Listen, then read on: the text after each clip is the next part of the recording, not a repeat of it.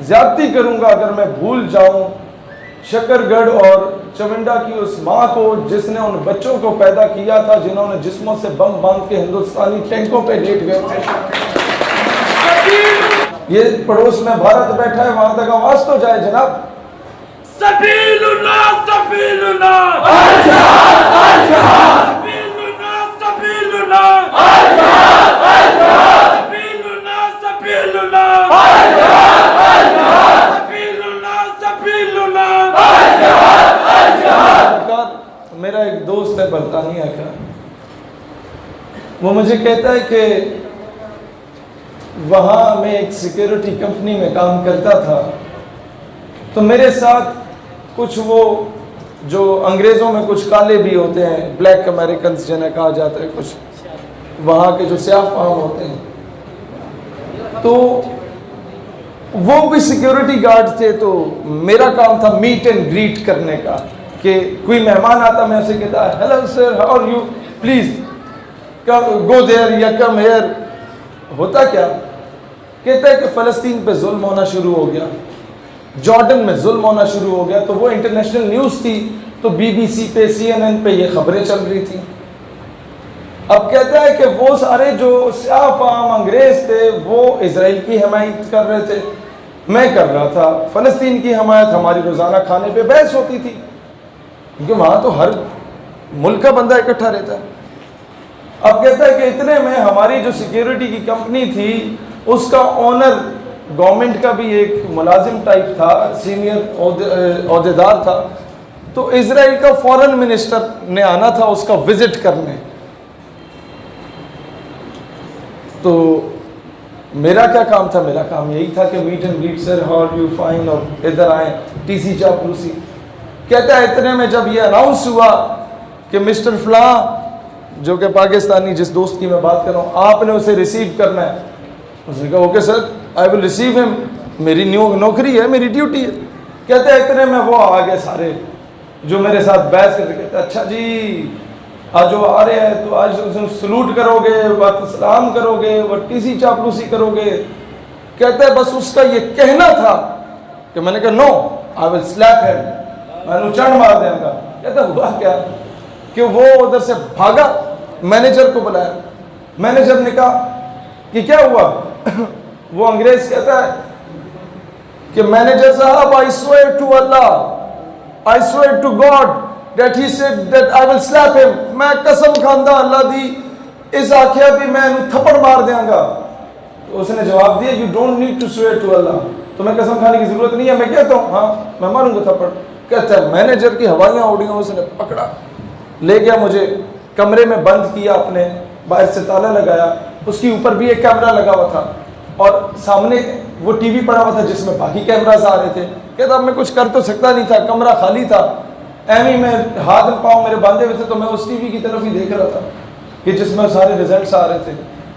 कहता है इतने में मैनेजर भागे भागे ऊपर से कैमरा देख के आते, डोंट लुक देयर, उठे ना वेख, टीवी की तरफ क्यों देख रहे हो। कहते हैं उसको ये खौफ हो गया था कि कहीं मैं टीवी से निकल के उसे थप्पड़ ना मार दूं। तुम जरा से दिलेर पड़ो, दुश्मन का खुद ही पेशाब निकलता है।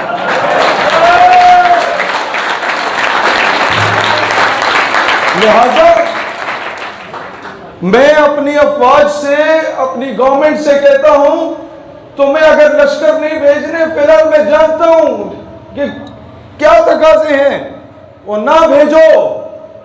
ये जो स्टॉक पे गौरी मिसाइल बनाया हुआ है, इस पे कपड़ा ही मार दो ना तो आधा कश्मीर ऐसे ही वापस मिल जाना। तो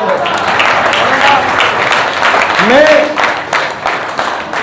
कुटन सेक्टर और किरण सेक्टर में गया आज़ाद कश्मीर में, तो मेरा अक्सर मेरे बड़ा अल्लाह की करम नवाजी है जो मुझे मोटिवेशन मिलती है ना कि बगैर सिक्योरिटी के हम फिर रहे होते हैं। जब चाहे किसी वजीर आजम को सुना दी, जब सदर मुमलिकत को सुना दी, जब वो उल्टी सीधी हरकत करे, जब चाहे अमेरिका से पंगा ले लिया, जब चाहे जाके डिप्लोमेटिक इनक्लेव बंद कर दिया, कोई खौफ डर ही नहीं।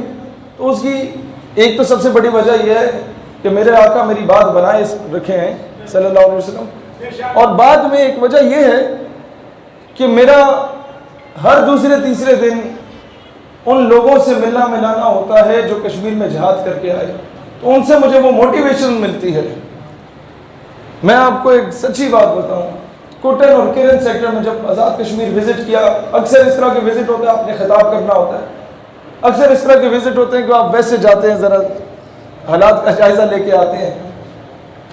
तो मुझे वहाँ पर जो लोकल्स हैं वो ये कह रहे थे कि जब यहाँ पर बर्फ़ जमती है और हमारे मुजाहिदीन बॉर्डर क्रॉस किया करते थे माजी में, मुझे कमांडर इलियास काश्मीरी का, आप में से कोई जानते हैं उन्हें?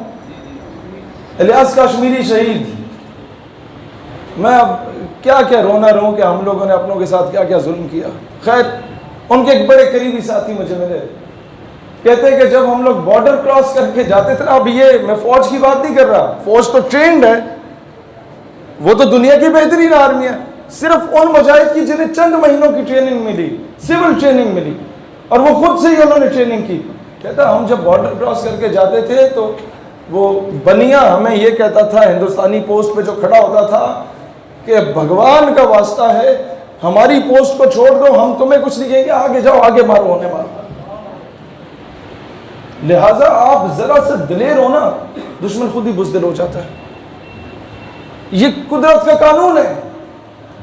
और ये बात गलत है जो हमें आके बताया जा रहा होता है कि इस्लाम कहता है कोई एक गाल पे थप्पड़ मारे तुम दूसरी गाल आगे कर दो। नहीं नहीं नहीं, इस्लाम कहता है, कुरान का कानून है, खून का बदला खून है, कोई एक लगाए रख के दो चमाट मारो। आप क्यों झुक रहे हो कुफर के आगे? जहां ये अमन का दर्ज देता है वहां पर कभी इस्लाम ने यह नहीं कहा कि मुसलमान माँ बहन बेटी की इज्जत को पामाल किया जा रहा है और तुम चूड़ियां पहन के बैठ जाओ। इस्लाम तो पूरे पूरे लश्कर रवाना कर देता है सिंध मोहम्मद बिन कासिम की सूरत में। इस्लाम तो वो दीन है कि जब गैर मुस्लिमों ने खत लिखा तारिक बिन ज़ियाद को कि हमारे साथ जुल्म हो रहा है, मुसलमानों ने नहीं लिखा, गैर मुस्लिमों ने लिखा, तारिक बिन ज़ियाद अपनी फौजें लेके चला गया, कश्तियों के जरिए, समंदर का रास्ता था। अब जब दुश्मन का लश्कर देखा तो 10 गुना बड़ा था। हुआ क्या कि तारिक बिन ज़ियाद ने जब दुश्मन का लश्कर देखा 10 गुना बड़ा, अब मैं आपको बता रहा हूँ एक सिपा सलार चीफ ऑफ आर्मी स्टाफ या एक कोर कमांडर को कैसा होना चाहिए।